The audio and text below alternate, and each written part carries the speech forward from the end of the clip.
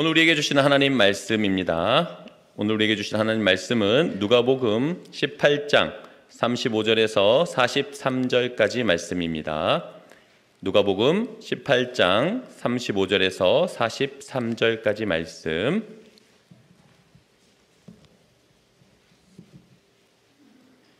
신약성경 127페이지에 나와 있습니다.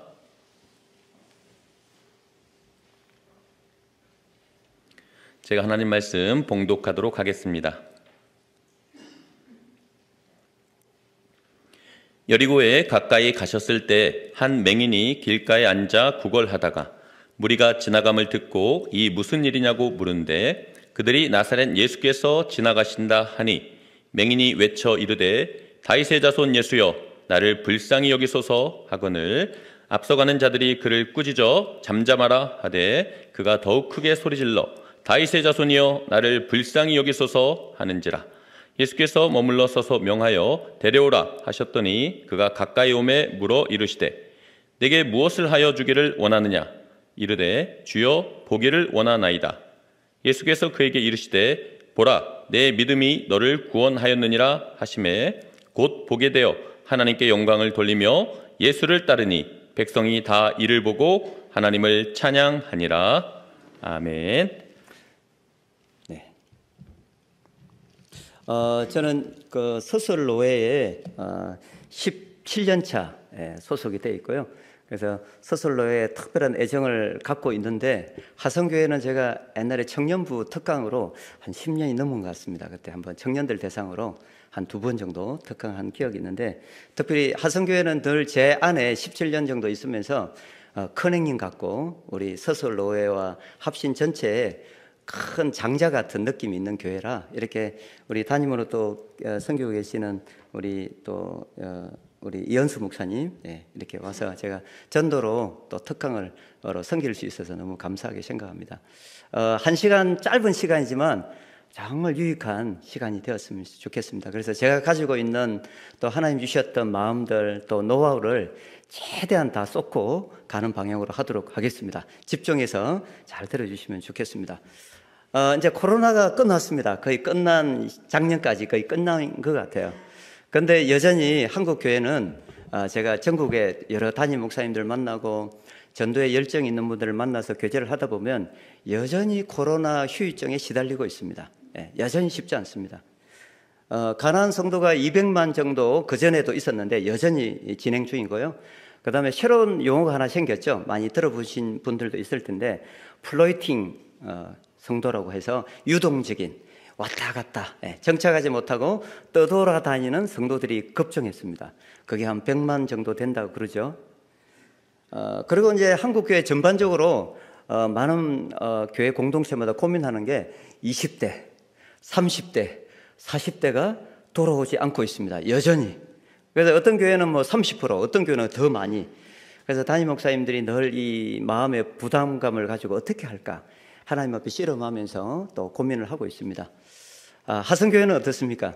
20대부터 40대. 전국 교회들마다 큰 교회, 작은 교회 상관없이 중간이 뻥 뚫린 것이 오늘 우리 한국 교회에 굉장히 위기감으로 다가오고 있는 다음 세대 아이들이 돌아오고 있지 않는다는 것이 여전히 고민입니다. 그리고 이제 코로나 기간이 거치면서 미자리 교회 특히 자립하기 쉽지 않은 교회들이 한 10,000교회 정도 이상이겠죠. 손에 잡히는 것만 10,000교회니까 그 이상 교회들이 문을 닫았습니다. 하나님의 교회는 없어지지 않습니다. 다만 가시적으로 보이는 교회가 재정적인 어려움 때문에 문을 닫았다는 것뿐입니다. 그래서 그런 어려움도 있는데 이런 상황 가운데 유일한 진리와 변하지 않는 가치는 바이블, 하나님의 말씀은 과연 이 시대적인 상황은 시대의 흐름에 따라 언제든지 바뀌는데 말씀은 우리에게 무엇을 하고 무엇을 말하고 있는가가 중요하죠. 그리고 현장에서 답을 얻을 수가 있습니다.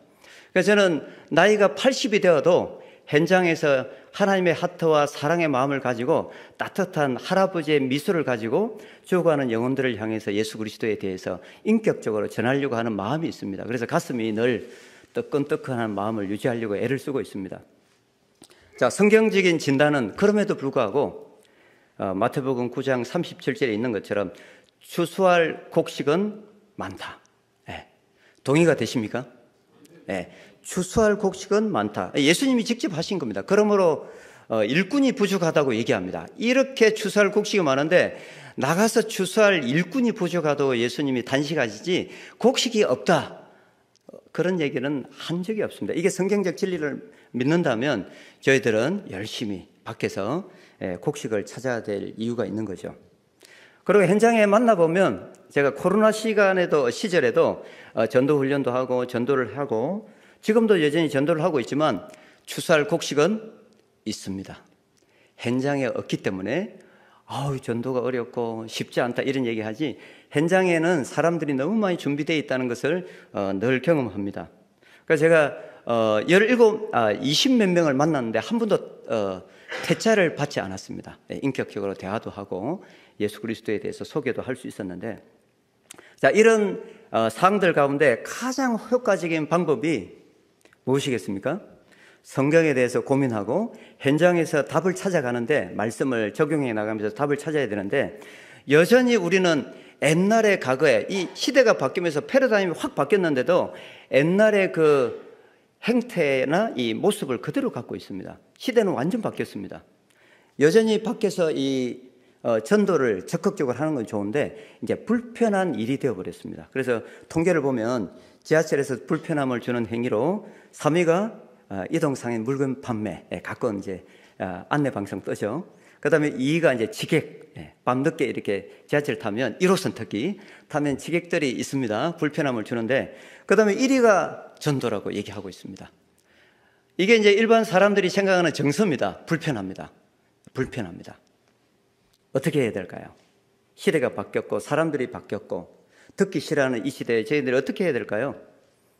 방법은 있습니다. 하나님이 저희들에게 이미 방법을, 예수님도 이렇게 하셨고 성경에도 그런 걸 강조하고 있고 우리에게도 이미 그것을 말씀하셨는데, 관계를 통한, 관계가 형성되면 사랑이 흘러갈 수 있습니다. 관계가 형성되면 저희들이 말하는 것들에 대한 말을 듣기 시작합니다. 그리고 복음도 관계를 통해서 흘러갈 수 있는데, NCD에서 얘기한 것처럼 대다수 교회에 정착했거나 뿌리를 내리고 있는 외부에 있는 새로운 예수 그리스도를 모르는 사람이 교회 공동체 울타리를 넘어서 들어왔을 때 정착한 케이스는 관계 전도를 통해서 95%가 정착한다, 통계학적인 진리로 나와 있습니다. 그러면 답은 분명한 거죠. 어떻게 하면 관계를 잘해서 밖에 있는 준비된 하나님의 사람들을 다양한 방법을 통해서 이 믿음의 공동체, 에클레시아, 하나님의 특별하게 부르신 이 공동체에 오게 할 수 있는가, 이런 질문을 저희 스스로가 던질 필요가 있는 거죠. 어떻게 해야 될까요? 예수님이 하셨고 성경적인 방법이고 가정 중심으로 하나하나 가정을 밟아가면서 소중한 한 영혼을 접근해서 이렇게 할 수 있는 방법인데, PCS, Prayer Care Share라는 기도하면서 돌봐주면서 마지막 단계의 전도 폭발, 복음을 전하는, 그래서 예수님을 알 수 있도록 소개하고 교회로 데리고 오는, 이 가정 중심으로 사람을 인도해야 된다는 거죠. 제가 볼 때는 한국 교회에서 이걸 가장 잘하는 것이 어딜까요? 저는 이제 복음의 현장 속에 늘 고민하고 있는 사람이기 때문에 다양한 전도하는 분들을 교제를 하고 있고 바라보고 있습니다. 제일 잘하는 사람들이 이단입니다. 제가 지금까지 지켜보건대 지금도 제가 이단에게 전도를 받고 있습니다. 담대하더라고요. 요즘 저한테 아주 적극적으로 전도하고 있는, 제가 이름을 거명하지는 않겠지만 유명한 이단, 적극적으로 저한테 전도를 하고 있는데, 하여튼간에 관계를 통해서 그 사람의 영혼을 얻어서 교회로 인도하는 것이 가장 이 시대에 맞는 방법입니다. 그러면 저희들이 분명히 예수님도 이렇게 하셨고 이 시대가 관계지향적인 전도 방법이 하나님의 방법인데, 이 시대의 방법인데, 우리는 과연 그거에 대해서 준비되어 있는가? 밖에서 이렇게 전도지를 나눠주고 복음을 바로 그 사람의 상관없이, 준비된 것 상관없이 내가 알고 있는 일방적인 복음을 전하는 것, 이거는 쉽게 할 수 있습니다. 그런데 그 사람의 때를 기다려주면서 서서히 마음을 얻어가면서 하는 그 단계를 밟아서 복음까지 제시하는 그 과정을 해 나가는 데 있어서 저희들은 준비되어 있는가? 이게 이제 이 시대에 저희들에게 던져지는 질문입니다. 한국 교회는 준비되어 있는가? 우리는 준비되어 있는가? 제가 그래서 어떻게 했는지를 얘기도 하고 원리적인 얘기도 같이 더불어서 이 짧은 시간에 한번 최선을 다해서 제가 전달해 주도록 하겠습니다. 자, 기도입니다.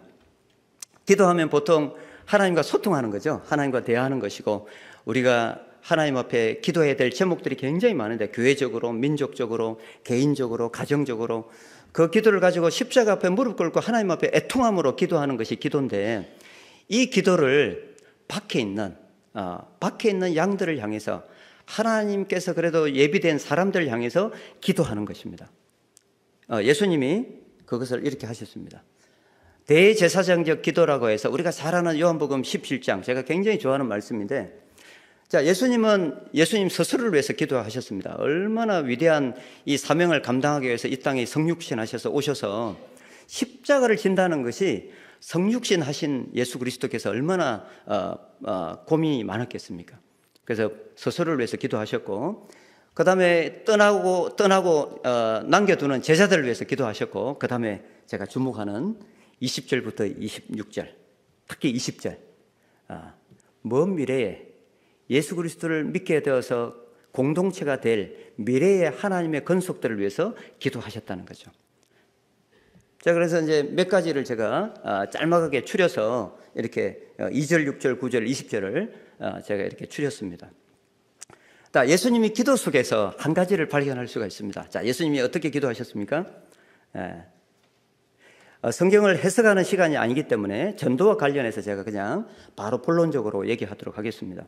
자, 2절에 아버지께서, 성부 하나님께서 아들에게 주신 모든 사람들, 빨간 색깔만 집중하시면 되겠습니다. 6절, 세상 중에 내게 주신 사람들. 자, 세상 중에 내게 주신 사람들. 9절, 내게 주신 자들. 그 다음에 이제 20절에 내가 비옵는 것은 이 사람들만 위함이 아니요 또 그들의 말로 말미암아 나를 믿는 사람들도 위함이니. 자, 먼 미래에 예수님이 마지막 20절에도 그들의 말, 제자들과 또 그 제자들의 제자들, 또 제자들, 계속 복음은 시대를 초월해서 흘러갈 건데, 복음이 계속 본질적으로 많은 사람들에게 전해지게 될 텐데, 그거를 통해, 복음을 통해서 믿게 될 사람들, 그리고 믿고 함께 이루게 될 공동체, 교회 공동체를 얘기하는 거죠. 예수님이 내가 비옵는 것은, 먼 미래에 예수 그리스도를 믿게 될 사람들을 위해서 예수님이 기도하셨다는 거죠. 그리고 예수님이 내게 주신 사람이라고 이렇게 표현하고 있습니다. 저는 이 본문을 보면서 우리가 전도라는 관점에서 생각할 때 예수님과 연관해서 이 기도 속에서 정리를 해보면 전도는 불특정 다수에게 막 가서 그냥 내가 알고 있는 복음을 막 얘기하는 게 아니고, 하나님이 내게 붙여주신 사람, 하나님이 내게 보여주시는 사람에게 자연스럽게 예수 그리스도에 대해서 얘기하는 거구나. 하나님이 내게 붙여주신 사람들, 이게 키포인트입니다. 혹시 이 한 달간 1월달, 2월달, 3월달 이 예수님의 기도 속에 우리가 원리를 찾는다면, 이 지금 현재 한 석 달의 기간, 4월 오늘이 23일이니까요. 한 4개월 채 못 되는 기간 동안 하나님이 우리 사랑하는 성도님들에게 가깝게 붙여주신 혹시 불신자들이 있습니까? 가난한 성도들이 있습니까? 왔다 갔다 교회를 떠나서 막 교회를 찾고 다니고 있는 사람들이 있습니까? 그 사람이 있다면 하나님이 내게 지금 붙여주신 사람입니다. 그 사람한테 집중하시면 됩니다. 그 관점을 가지면 전도는 쉽습니까? 어렵습니까? 쉽습니다. 불특정 다수에게 되게 부담스러운 이 내용을 가지고 뭐 얘기하겠다 생각하면 너무 부담스러워. 저도 부담스럽습니다. 그렇게 하면. 그런데 그런 마음을 가지고 사람들을 쭉 바라보다 보면 하나님이 예비된 사람을 만나게 하십니다. 만남이 있어요. 제가 지난주에도 그런 사람을 만났거든요. 2시간 얘기했습니다. 너무 좋아요. 인간에 대해서, 사람이 성장한다는 것이 무엇인지, 그리고 성경으로 돌아와서 성경에 대해서 예수님이 어떤 마음을 갖고 계신지, 그런 주제에 대해서 얘기를 해보면 마음이 열립니다. 조금씩. 자, 그러면서 예수님에 대해서 좀 더 우리가 보기를 원합니다. 오늘 본문 예수님의 위대한 질문이라는 주제로 오늘 본문이 나옵니다. 여기에 등장하는 인물들이 여러 명이 있습니다. 예, 한번 보십시오. 너무 잘 아는 본문일 텐데 저는 이것을 아마 수천 번 묵상을 했던 본문이라 너무 잘 알고 있는 본문입니다. 자, 여리고에서 일어난 일들입니다. 자, 누가 등장합니까? 제일 먼저 한 맹인, 앞을 보지 못하는 사람이 등장하죠. 그 다음에 성경의 주인공 되시는 예수 그리스도 등장합니다. 예수님이 영혼을 치유하시고 회복시키시고 복음을 전하시고 그 다음에 제자를 삼으시고 기도하시고 이런 사역들을 하고 계신데, 자, 그리고 여기에 앞서가는 사람, 대중, 사람들이 등장하고 그 다음에 제자들이 있습니다. 제가 이런 질문을 던지고 싶습니다. 자, 이 본문은 이미 한번 읽어보셨는데 이 시각장애인 한 맹인을 향해서 군중들, 앞서가는 사람들의 반응은 어떻습니까? 두 번째, 예수님이 이 한 맹인에 대해서 가지는 반응, 어떤 태도를 가지고 있습니까? 이 두 가지가 굉장히 중요합니다. 저희들이 예수 그리스도를 믿는 크리스찬인데 뭔가 구별되어야 될 사람으로 저희들은 알고 있는데 앞서가는 사람들처럼 한 맹인에 대해서 대하지 않는가? 예수님은 이 맹인을 대해서 어떤 태도를 갖고 있는가? 이게 굉장히 중요합니다. 이 시대 사람들은 저 사람이 나에게 어떤 하트와 어떤 마음을 가지고 대하는가가 훨씬 중요합니다. 그 내용보다도. 그 다음에 내용이 중요합니다. 제가 이제 현장에서 다양한 이 유치원생부터 유초등부, 그 다음에 중고등부, 그 다음에 청년부, 특히 20, 30대 제가 관심이 많으니까, 그 다음에 어르신들에 이르기까지 대화를 많이 해보지 않습니까? 태도가 중요합니다. 자, 보십시오. 여기서 이 소경이 드디어 예수님이 지나간다는 그 소문을 듣고 크게 외칩니다. 얼마나 가슴 속에 안타까운 마음으로, 갈급한 마음으로 외치겠습니까? 다윗의 자손 예수여 나를 불쌍히 여기소서, 이렇게 외칩니다. 그런데 군중들과 사람들이 많아서 예수님이 그걸 처음에는 못 듣는 것 같아요. 자, 이 외침의 소리에 앞서가는 사람들이 어떤 반응을 보입니까? 39절에 그를 어떻게 대합니까? 꾸짖습니다. 잠잠하라, 꾸짖다, 뭐 이렇게 귀신을 막 축사하듯이 아주 인격적인 모독을 하는 거죠. 한 영혼에 대한 태도가 앞서가는 사람들처럼 하면 실족해 하고 상처를 주고 이 영혼은 마음이 파괴되는 거죠. 이 시대가 어떻습니까? 아파트 문화, 현대 문화, 문명이가 발전하고 사람들은 더 좋아지는데 자살률은 높아져가고 사람들이 사람에 대해서 관심이 없어지고 자기 중심성은 더 커지고 사랑이 식어지고 성경 그대로 지금 그대로 되고 있는데 우리의 태도는 어때야 될까요? 앞서가는 사람들처럼 한 영혼이 정말 애절하게 다윗의 자손 예수님 나를 불쌍히 여기소서 이렇게 외치는데 우리가 앞서가는 사람들처럼 여러 가지 이해관계가 얽혀 있어서 이렇게 꾸짖고 잠잠하라고 아주 냉소적으로 하고 있지는 않은지 우리 스스로에게 한번 질문해 볼 필요가 있습니다. 옆에 있는 이웃들과 그 다음에 우리의 친구들과 뭐 요즘 동창생들 모임이 많지 않습니까? 그 다음에 아파트 주변에 있는 엘리베이터 만나는 사람들을 향해서 우리가 냉소적인 얼굴과 냉소적인 눈빛을 교환하고 있는지 아니면 또 다른 따뜻한 마음으로 그들을 대하고 있는지 태도가 중요합니다. 자, 예수님의 태도는 어떨까요? 예수님의 태도를 보겠습니다.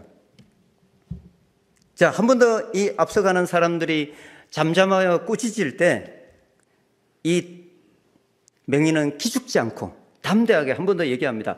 더욱 크게 소리를 질러 다윗의 자손이여 나를 불쌍히 여기소서라고 외칩니다. 그러니까 예수님이 들으셨어요. 듣는 게 중요합니다. 예수님이 딱 들으셨어요. 들으셨으니까 반응을 하죠. 자, 우리가 사람들의 얘기를 듣습니다. 거기에 반응을 해줘야 됩니다. 예수님은 어떻게 반응하셨습니까? 예수님의 반응 딱 섰습니다. 멈췄습니다. 그 자리에서. 바쁘신 분이거든요. 예수님이 24시간이 부족한 분입니다. 얼마나 바쁩니까? 굉장히 바쁘게 사셨어요. 눈코 뜰 새 없습니다. 그렇지만 이 소자 한 사람의 부르짖는 소리를 외면하지 아니하시고 들어주셨어요. 그 다음에 반응을 보입니다. 서서 명하여 데려오라. 이 사람을 데려오라 하셨습니다. 자, 예수님의 이 행동과 반응을 한번 곰곰이 생각해 봤으면 좋겠습니다. 우리 주변의 이웃들을 한번 보면 가슴에 기본적으로 굉장히 답답함과 정서적인 불안과 어려움이 참 많습니다. 특히 결혼한 청년 부부를 보십시오. 혹시 교회 안에 멀리 갈 필요 없고 교회 안에 찾아보십시오. 제가 목사님들을 많이 만나보는데 20대 후반에서 30대 초반 결혼해서 기본적으로 산후 우울증이 다 청년들에게 있습니다. 결혼한 신혼부부. 우리 어머니, 아버지 이해되시죠? 왜 산후 우울증 걸리는지. 도와주는 어머니들이 계시면 그나마 괜찮은데 애들이 너무 힘들어요. 그런데 여러분 세상 밖으로 가보십시오. 정서적으로 여러 면에서 다양한 이유 때문에 어려워하는 사람들이 굉장히 많습니다. 그리고 말하고 싶어 합니다. 말하고 싶어 하는데 남편도 잘 안 들어주고 아내도 안 들어주고 누구도 들어주지 않아요. 그런데 말하고 싶어 합니다. 그런데 첫 번째, 우리의 태도 속에 전도의 마음을 여는 데 있어서 경축만큼 위대한 건 없습니다. 잘 들어주는 거 중요합니다. 잘 들어주십시오. 저는 이제 지나가다가 아파트 옆에 있는 할머니들 계시면 아유 건강 어떠세요? 이렇게 딱 따뜻하게 미소 지으면서 얘기하면 마음이 열려요. 따뜻한 미소를 좀 하면 막 얘기를 다 합니다. 아우 허리도 안 좋고 무릎도 안 좋고 우리 아들은 저기 사는데 이렇게 몇 번 오긴 하는데 그런 얘기가 시작됩니다. 끊임없이 얘기를 하세요. 어르신들도 그렇고 청년들도 마찬가지입니다. 자기 안에 마음에 있는 것들을 얘기하고 싶은데 부모님들도 잘 안 들어주고 그다음에 자기 친구들도 잘 안 들어주고 그런 경우가 굉장히 많습니다. 들어주는 것이 첫 번째. 자, 그다음에 이제 예수님께 이 한 맹인이 이제 데리고 와서 이렇게 오는데 예수님의 하트는 어떨까요? 예수님의 마음은 어떤 마음으로 늘 가지고 있습니까? 예수님의 마음을 표현하고 있는 많은 단어들이 있는데 아시죠? 예수님이 어떤 마음을 늘 가지고 있습니까? 민망히 여기는 마음. 민망히 여기는 마음. 그게 쉽게 얘기하면 하나님의 긍휼하심을 갖고 있습니다. 마음이 중요합니다. 자, 예수님의 이 하트 가지고 소경된 자가 왔을 때 딱 보니까 예수님은 딱 이 영혼에 대한 마음이 하트가 있으니까 다 이 사람이 파악이 다 되는 거죠.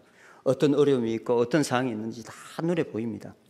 자, 그를 향해서 예수님이 어떤 얼굴 표정과 어떤 눈빛이었을까요? 우리 성도님들 한번 옆에 뒤에 한번 얼굴을 한번 보셨으면 좋겠습니다. 한번 성도님들 얼굴이 평소의 얼굴을 한번 보여주시면 좋겠어요. 평소 얼굴 표정. 사랑의 눈빛과 스마일이 항상 넘쳐 흐르고 있는지.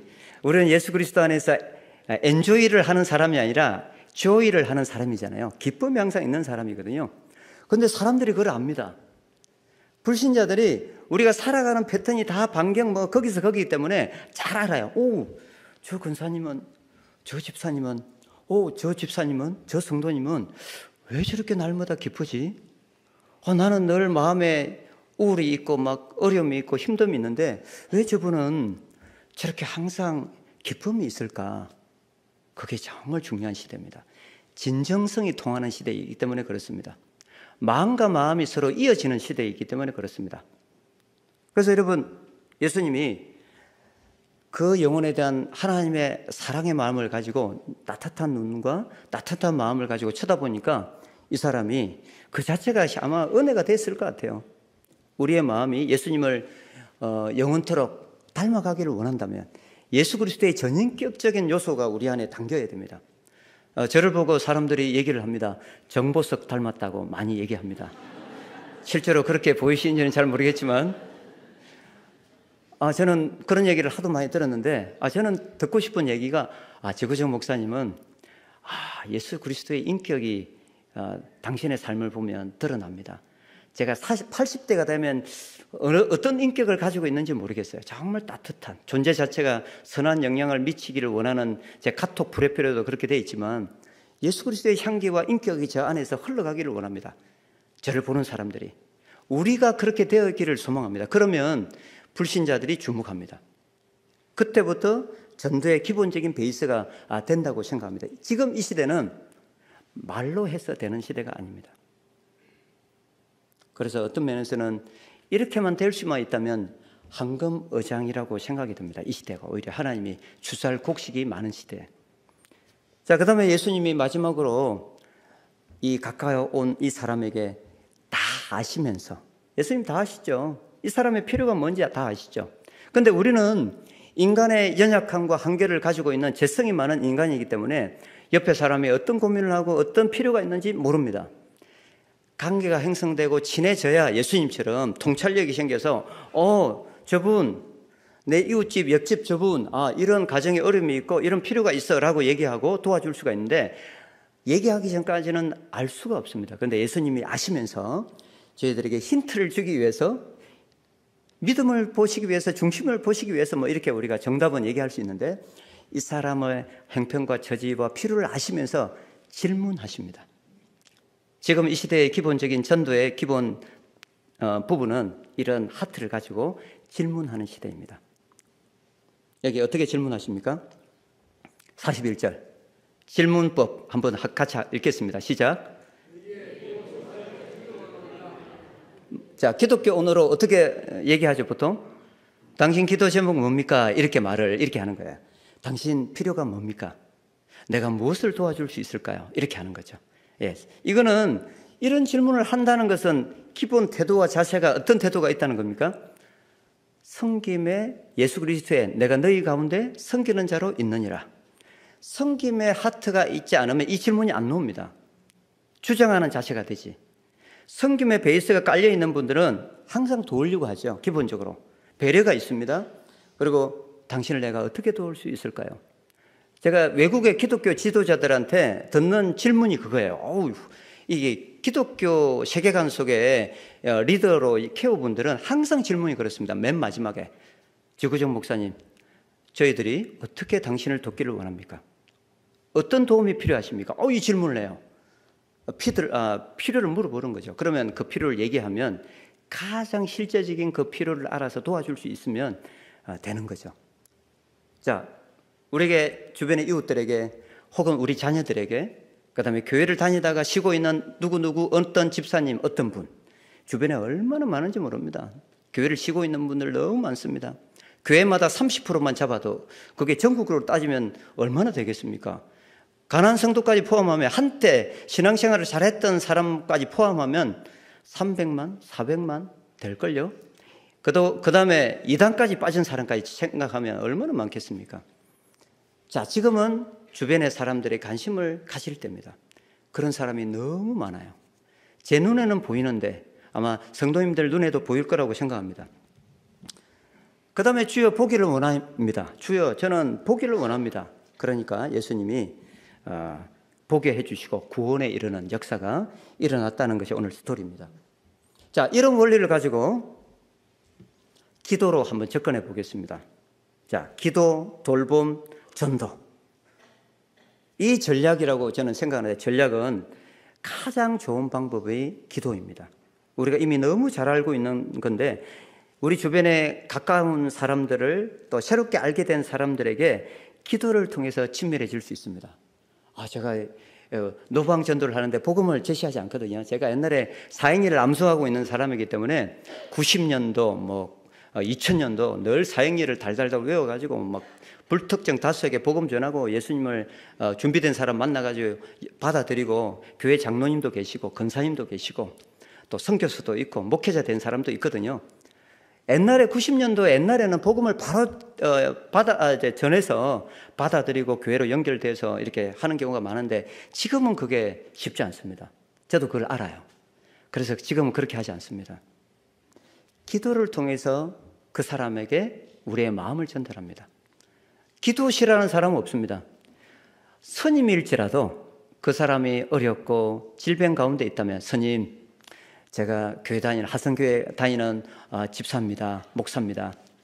스님을 위해서 이 시간 잠시 기도해 드려도 될까요? 라고 했을 때, 마음에 진짜 마음을 원해서 이렇게 했다면 스님이 저는 불교 성녀라 안 됩니다 라고 할까요? No. 목사님 기도해 주십시오. 집사님 저를 위해서 기도해 주십시오. 그렇게 합니다. 제가 아는 범위에서는 그렇습니다. 그래서 기도가 정말 중요한데, 그러면 두 가지 전도를 할 수 있는데, 저는 두 가지를 다 하고 있습니다. 불특정 다수를 향해서 관계 형성을 위한 영적 대화를 지도합니다. 그런데 그거는 훈련이 필요합니다. 이 시간에 다 얘기할 수 없고요. 그 다음에 이제 지금 현재 제가 포커스를 두는 것은 이미 우리가 관계되어 있는 사람들에게 어떻게 이들을 향해서 계속 복음을 제시할 수 있는 단계까지 갈 것인가. 이게 이제 질문이죠. 그리고 답을 나름대로 제 나름 아는 범위에서 제가 제시를 해보도록 하겠습니다. 기도가 중요한데, 저는 이제 경남 하동 출신입니다.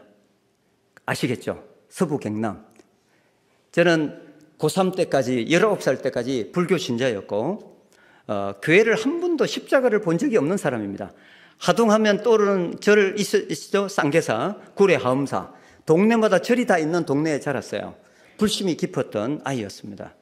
그러다가 예수 믿어서 20대 예수님을 알게 되면서 지금까지 오고 있습니다. 그런데 제 마음속에 예수님을 알면서 너무 좋으니까 우리 가족들이 예수 믿었으면 좋겠다. 이게 제 기도 제목이었어요. 근데 그게 쉽습니까? 다른 사람한테는 복음 전하기 쉽습니다. 진짜 쉬워요. 어렵지 않아요. 그런데 나를 너무 잘 아는 이 가족들, 친척들, 전도한다는 건 너무 힘들어요. 십자가입니다. 제가 1대거든요. 제가 예수 처음 믿고 우리 누님이 이제 교회 권사님으로 계시고 저를 위해서 늘 기도하고 계신데, 네, 우리 큰형님한테 드디어 복음 전할 기회가 왔습니다. 늘 기도해 왔거든요. 우리 큰형님이 65세가 되었을 때 횟집 하시고 하동의 유지고 로타리 클럽 회장이시고 아주 잘 나가는 유지였는데 건강검진을 받다가 폐암 말기, 후두암 말기가 됐어요. 그래서 제가 그 얘기를 듣고 너무 마음이 아팠어요. 그래서 기도를 시작했습니다. 늘 하던 대로 특별하게 기도를 했습니다. 7일 금식을 했습니다. 제가 할 수 있는 건 뭐 새벽 기도하고 금식 기도니까. 그리고 형님한테 찾아가서 3번을 찾아갔는데 문전박대를 당했습니다. 뻔하니까. 찾아온 이유가 뻔하지 않겠습니까? 근데 우리 큰형님은 경상대 안병동에 입원하셔서 이제 임종을 맞이할 정도로 아주 악화되었어요. 근데 복음은 거부합니다. 그러다가 2018년 8월 달에 이제 우리 큰행수한테 전화 와서 오늘 밤을 넘기기 힘들겠다고 의사가 얘기했다고 막 우세요. 그리고 막내 조카, 우리 민영이라고 조카한테 또 전화가 와가지고 삼촌, 우리 아빠 좋은 데 갈 수 있도록 기도해 주세요. 막 울어요. 그래서 제가 이제 형님을 위해서 내가 할 수 있는 최선은 기도구나. 평소에 기도해 왔지만 지금까지 기다렸던, 오랜 동안 기도했던 것도 있어서 이제 특별히 그날 청년의 수련회 제가 또 메시지를 전하고 있는 상황이었는데 청년들한테 모든 것을 위임하고 이제 아내와 같이 양평에서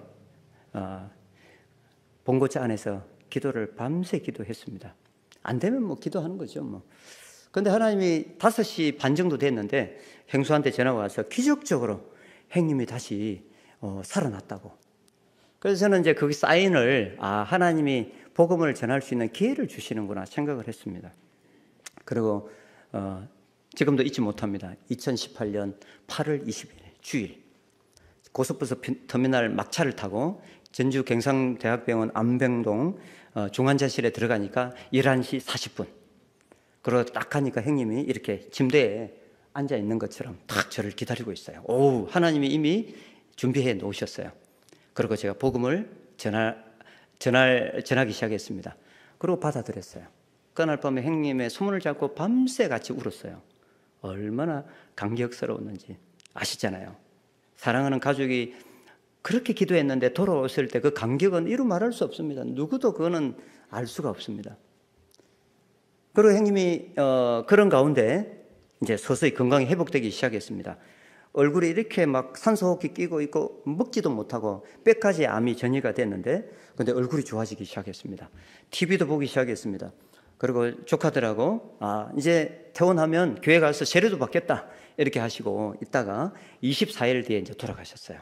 제가 매일 전화로 진방했거든요. 전에 기도해주고 그렇게 했는데 24일 뒤에 돌아가셨고 우리 어머니는 독실한 불교 신자입니다. 독실한 불교 신자인데 93세에 큰형님이 예수님을 믿기로 결단하고 저도 오랜 동안 기도했고 그래서 어머니도 예수 믿기로 하고 교회에 나가기 시작하셨습니다. 그리고 이제 돌아가셨어요. 그로부터 2년 뒤에 또 돌아가셨습니다. 제가 이 가정을 보면서 수많은 사람들에게 복음을 전하고 이렇게 살아왔지만 가족군이 참 힘들었는데 하나님의 입장에서 제가 생각을 해봤어요. 우리 큰형님, 65년을 주님이 기다리셨네. 그리고 우리 어머니는 하나님의 관점에 보면 93년을 기다리셨네. 그리고 저를 생각할 때 저를 20년을 주님이 기다리셨어요. 그렇게 생각하니까 한 영혼을 바라볼 때 믿고 안 믿고는 주님의 주권 속에 있는 겁니다. 우리가 어떻게 할 수 없어요. 그거는 우리의 영역이 아니거든요. 그런데 기도할 수 있습니다. 우리는 하나님이 하시면 하시는 거니까.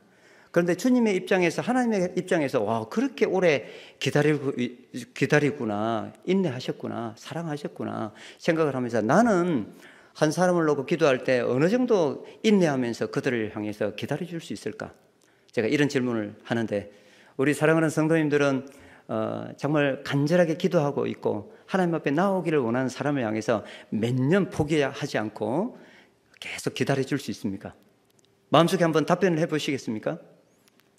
평생 하겠다. 그런 거짓말입니다. 그런 분도 갖고 계신데, 저는 20년은 기다려줄 수 있습니다. 진짜 하나님 앞에 고백입니다. 20년은 포기하지 않고 기도하고 계속 관심을 쏟을 수 있다. 사람마다 다 다를 거라고 생각합니다. 믿음의 분량과 크기에 따라서 다 다를 거라고 생각하는데, 인내하심, 이게 중요합니다. 기도하면서. 그래서 우리는 마음속에 이미 작정한 분들을 향해서 붙잡고 기도할 수 있습니다. 기도는 뭐 돈이 드는 게 아닙니다. 기도는 그 사람을 향해서 우리가 표현할 수 있는 최고의 사랑입니다. 최고의 표현할 수 있는 사랑입니다. 자녀도 마찬가지입니다. 그래서 모든 사람이 구원을 받으며 진리를 아는데 이르기를 원하시느니라. 주의 약속은 어떤 이에 더디다고 생각하는 같이 더딘 것이 아니라 오직 주께서는 너희에 대해서 오래 참으사 아무도 멸망하지 아니하고 다 회개하게 이르시기를 원하시느니라. 이 하나님의 마음을 가지고 그렇게 살아가면 되거든요. 자연스럽게. 그래서 1번부터 강유진, 장주희, 김정미, 지연민, 지구영, 지선자, 지민이, 전현우, 하춘수, 지민영, 지민영, 뭐 기타 등등 쭉 있지 않습니까? 뭐 70 몇 명이 있는데 뭐 다 기록할 수가 없어서 이렇게 기도하는 겁니다.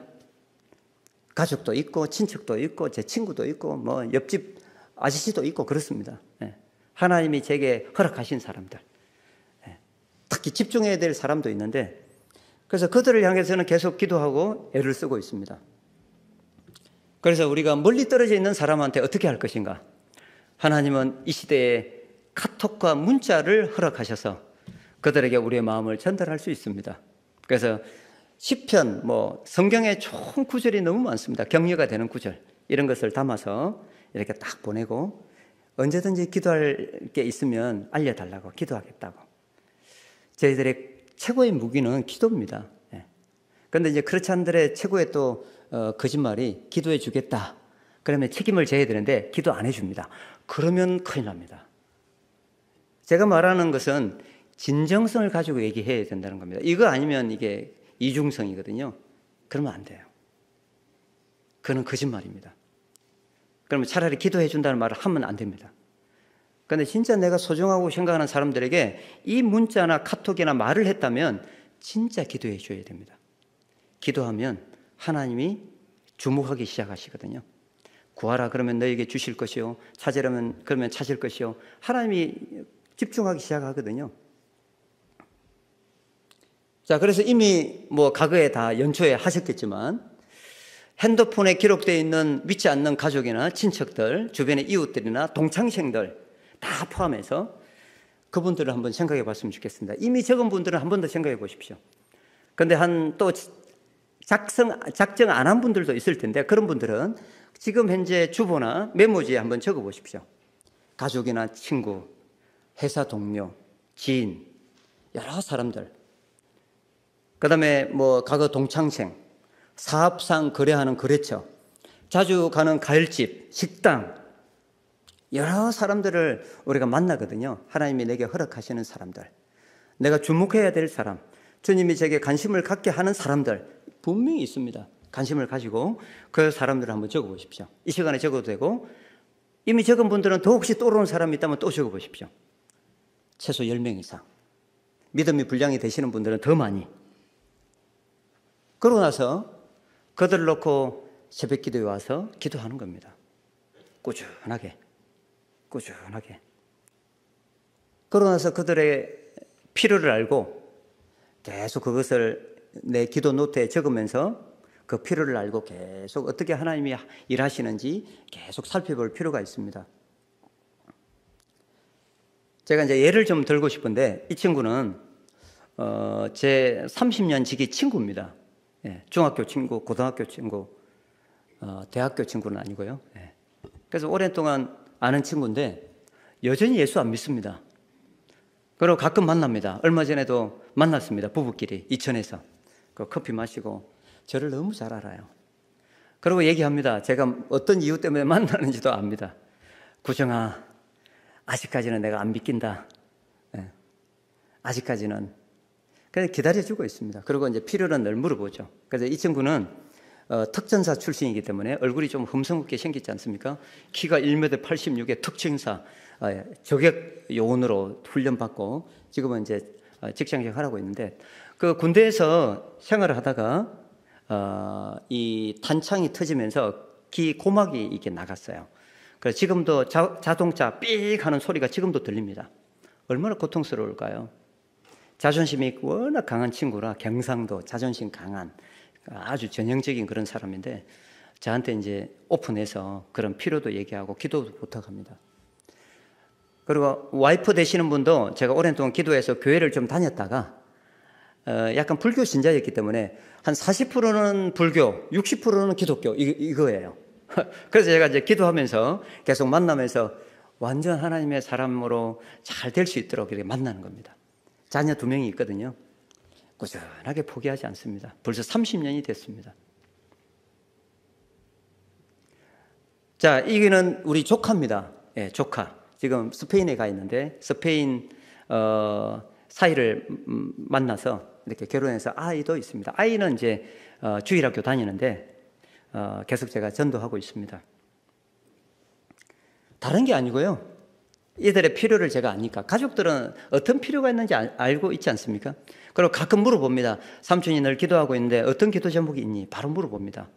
그러니까 교회 가는 것은 이제 시간 문제이기 때문에 제가 이제 계속 그렇게 피드백을 하거든요. 그래서 계속 기도 제목을 업데이트해서 꾸준하게 기도하고, 생일을 맞이하면 반드시 케이크를 보냅니다. 스타벅스 쿠폰을 보냅니다. 그런 거 하시죠? 네, 기본적으로. 그리고 기도하면서 계속 그렇게 하고 있기 때문에 그게 굉장히 꾸준하게 하면 마음에 하나님이 어떤 계기를 통해서 역사하십니다. 제가 하면 좋겠지만 제가 통하지 않고 다른 믿음의 사람을 통해서 역사하십니다. 계속 기도하면서 포기하지 않고 계속 보내면 제가 보낸 케이크로 가지고 케이크 먹고 있다고 사진 찍어서 보내준 겁니다. 그 다음에 이제 우리 막내 처제, 제가 이제 결혼을 했는데 장녀하고 결혼해서 우리 처제만 5명입니다. 딸 부자 집에 제가 결혼해서 이게 목에 힘주고 창원에 내려가는데 처제들 동서들이 많이 있는데, 우리 처제들 중에 이제 2명은 교회 다니고 3명은 교회를 지금 다니고 있지 않아 가지고 우리 막내 처제한테 제가 계속 꾸준하게 기도하고, 부산에 살거든요. 계속 기도하고 따뜻한 마음을 가지고 선물도 보내주고 말씀도 보내주고 했더니 딱 한 달 됐습니다. 한 달 전에 저한테 이제 카톡이 왔어요. 교회를 나가기 시작했습니다. 저한테 어떻게 카톡을 보냈냐면, 현장성 있게 얘기해 주는 게 좀 피부로 와 닿을 것 같아서, 행부와 큰언니가 걸어왔던 길이 생각되어지는 글귀네요. 뭐 글을 하나 보냈어요. 예. 글귀를 하나 보내가지고 그 글귀를 보내면서 지금까지 수고하셨고 앞으로도 서로 같은 곳을 향해 2손 꼭 잡고 걸어가시길 기도합니다. 드러내지 않아도 항상 마음 깊은 곳에서 우리 모든 가족들 한 사람 한 사람 영혼을 생각하시고 기도해 주셔서 고맙습니다. 이게 몇 년 동안 그렇게 됐거든요. 그런데 이게 통하는 겁니다. 언젠가. 그래서 선을 행하되 낙심치 말지니 때가 이름에 거둡니다. 그때는 모릅니다. 하나님의 타이밍에 정확하게 역사하십니다. 우리는 우둔하고 어리석어서 그 하나님의 타이밍을 알 수가 없습니다. 인간이 연약하지만 우리가 할 수 있는 최선은 기도하면서 꾸준하게 사랑의 마음을 가지고 돌아주는 거죠. 기도라는 것이 얼마나 큰 무기인지 모릅니다.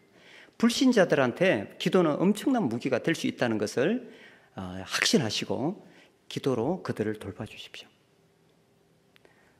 꾸준하게 기도하면 어떤 일이 벌어지시는지 아십니까? 위대한 우리 믿음의 선배 사도 바울의 고백입니다. 13권의 서신을 쓴 그 서신서에 보면 빌립보서 1장 6절인가요? 7절인가요?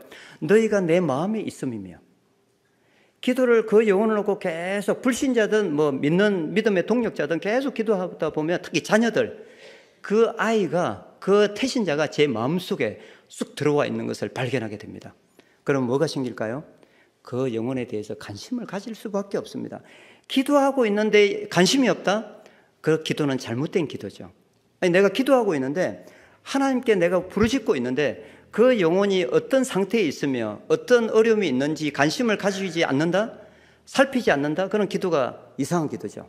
진정성이 있는 기도가 아닌 거죠. 자, 그래서 살피는 겁니다. 계속. 내 기도하고 있는데 기도가 어떻게 응답되고 있는지 찾아갈 수밖에 없어요.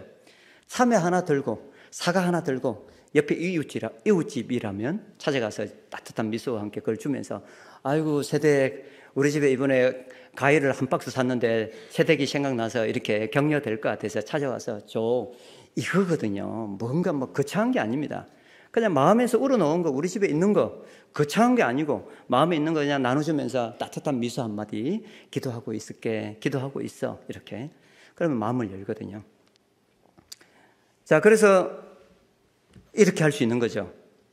그런 소중한 사람들이 우리 주변에 있고 신뢰관계가 형성이 안 됐다면 형성을 위해서 기도라는 도구를 통해서 그렇게 만날 수 있습니다. 장기적으로. 그러면서 세 번째 보십시오. 제가 이런 예도 정해놨는데, 대화를 이렇게 할 수 있습니다. 저희들의 무기는 기도니까 기도라는 무기를 통해서 전도하는 방법입니다. 이렇게 하는 거죠.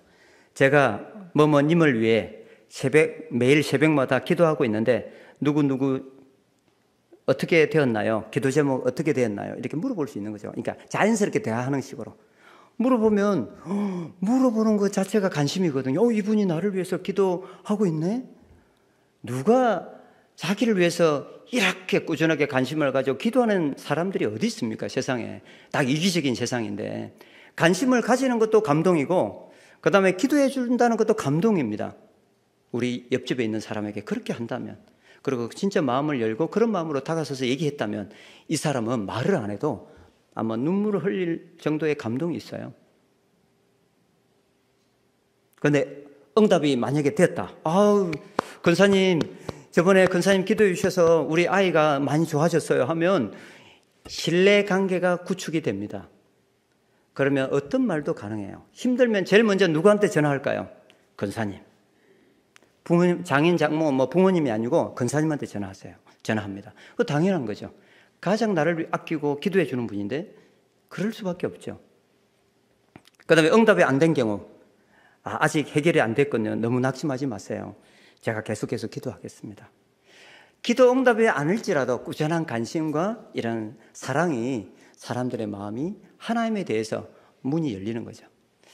참 부담스럽지만 사실인 걸 어떻게 하겠습니까? I see you, Jesus. 나는 당신을 통해서 예수 그리스도를 보는 시대가 되었습니다. 부담스럽지만 이 시대가 그런 시대입니다. 우리의 뒷모습을 통해서 부모들은 자란다는 이 위대한 이 명언이 저한테는 늘 불편한 진리입니다. 우리의 모습을 통해서 아이들이 납니다. 그리고 우리의 모습을 통해서 예수 그리스도의 행상을 세상 사람들은 보고 있습니다. 주목하고 있습니다. 그래서 이런 영역들이 우리의 삶과 함께 간다면 추수할 곡식은 많다가 됩니다. 굉장히 중요한 포인트입니다. 그런데 이게 하루아침에 되지 않는다는 사실이죠. 계속 생각해야 되고 기도해야 되고 예수 그리스도의 마음을 가지고 삶의 현장 속에서 살아내야 될 일입니다. 진짜가 되어야 되는 시대죠. 진짜가 되어야 됩니다. 자, 그렇게 되면 신용사회이기 때문에 사람 자체가 신용입니다. 그래서 예수 그리스도를 믿는 그리스도인들은 우리 자체가 하나의 브랜드처럼, 예수 그리스도의 브랜드처럼 신뢰를 주는 사람이 되어야 되겠죠. 그리고 꾸준한 관심과 사랑과 섬김이 그 사람이 나를 신뢰하게 됩니다. 그러면 내가 말하는 것을 듣기 시작합니다. 그때부터 가깝게 얘기할 때 주일학교 아이들하고 사역자도 제일 중요한 게 메시지가 아니고 관계거든요. 관계가 형성이 되면 뭔 얘기를 해도 통합니다. 그런 것처럼 세상 사람 밖에 있는 사람들에게 우리가 복음을 전하고 싶은데 신뢰관계가 형성이 돼야 우리가 말하는 복음을 신뢰를 가지고 듣기 시작합니다. 그런데 불특정 다수에게 예수 믿으십시오. 좋은 걸 알지만 그게 뭐야? 이렇게 생각하는 거죠. 지금은 그런 시대라는 거죠.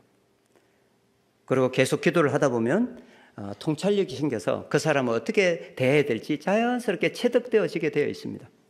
그리고 성령께서 우리의 삶 속에 오직 너희에게 성령이 임하시면 너희가 권능을 받고 예루살렘과 온 유대와 사마리아 땅끝까지 이르러 내 정인이 되리라 말씀하셨기 때문에 성령의 충만한 가운데 또 성령에 의지하시면서 해나가면 그때그때 말할 것을 또 생각나게 해주십니다.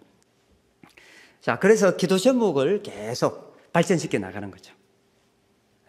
이게 핸드폰에 그것을 기록하셔도 되고 기도 노트에 그 사람 누가 있다면 예를 들면 지hen민 제 큰 조카인데 제가 5월 달에 만나게 될 텐데 계속 기도 제목을 가지고 업데이트하고 있거든요. 만나서 확인하고 어떤 기도가 있는지 또 계속 업데이트하는 거죠. 때가 가까웠습니다. 제가 복음을 한번 전했거든요. 근데 그 조카가 저한테 하는 말이 강원대 그때 다닐 때 지금으로부터 한 10년 좀 안 된, 한 8년 된 것 같아요. 삼촌, 제가 예수 그리스도에 대해서 처음 들어봤는데 너무 호감이 갑니다. 그런데 삼촌, 제가 아직 받아들일 준비가 안 돼 있어요. 너무 정직하게 얘기해줘요. 그래 현면아 고맙다 정직하게 얘기해줘서 예수님이 참 좋은 분인데 내가 계속 기도하면서 다음에 기회 되면 계속 이 부분 얘기했으면 좋겠다. 그러면서 가끔 만나요. 그 때를 기다리는 거죠. 그 때를 기다립니다. 지금도. 자, 마지막으로 이제 돌봄인데 기도를 하면서 우리가 그 다음으로 자연스럽게 관심을 가지고 사랑을 가지게 되면 뭐와 연결이 되냐면 돌봄으로, 섬김으로 연결이 됩니다. 자연스럽게.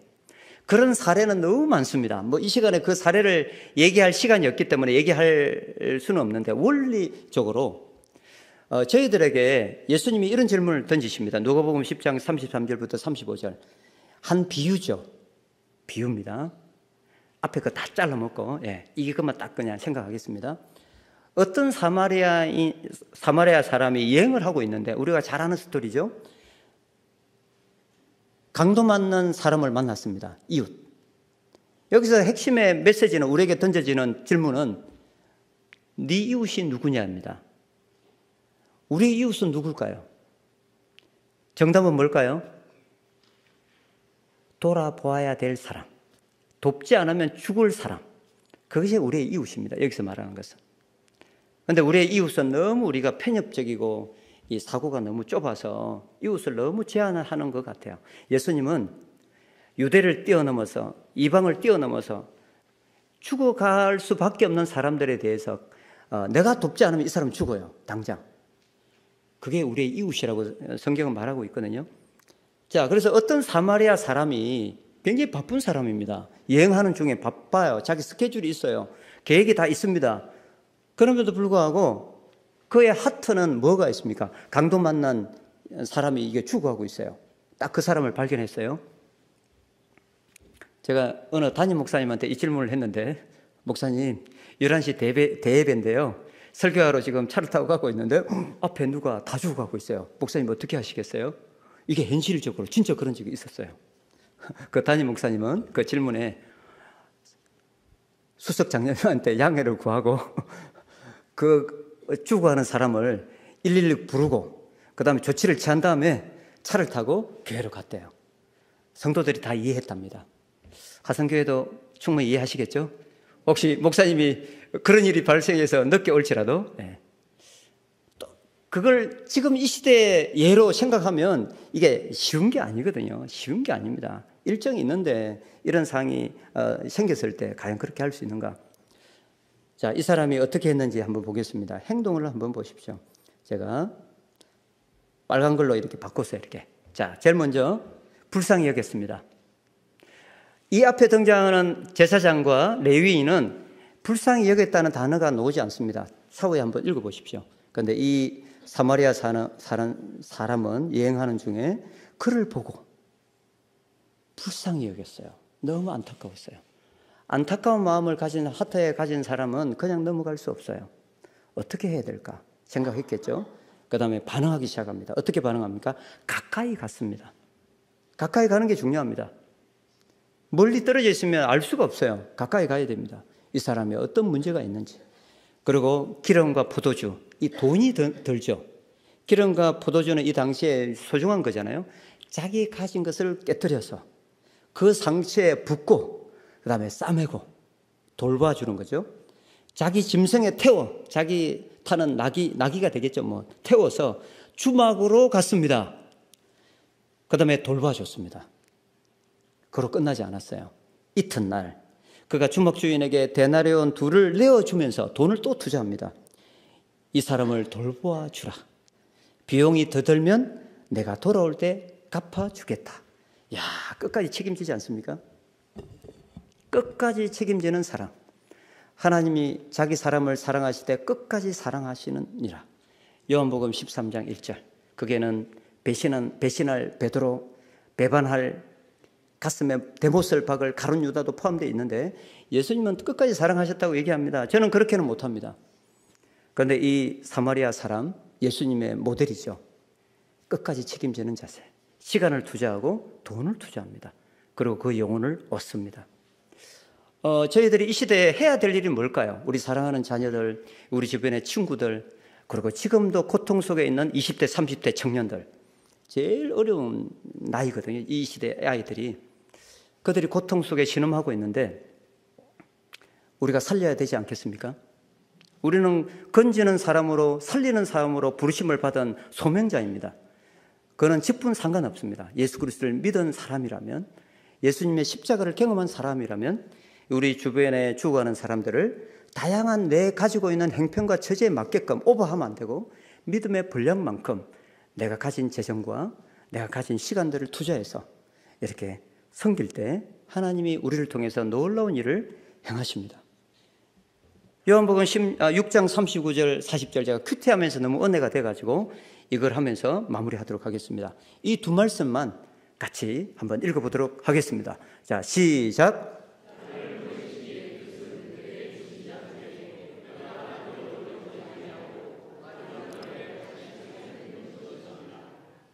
네, 아버지는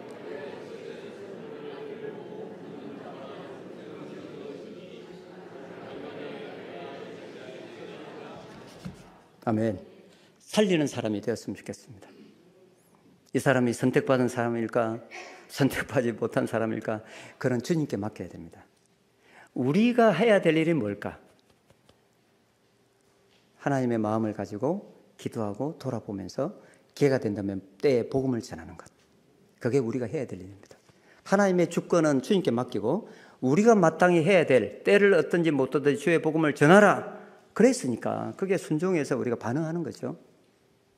액션 포인트 제가 3가지를 말씀드리고 기도하고 마치겠습니다. 같이 한번 이거는 천천히 한번 읽어보시면 좋겠습니다. 미션 실천 1번, 2번, 3번 같이 읽겠습니다. 시작.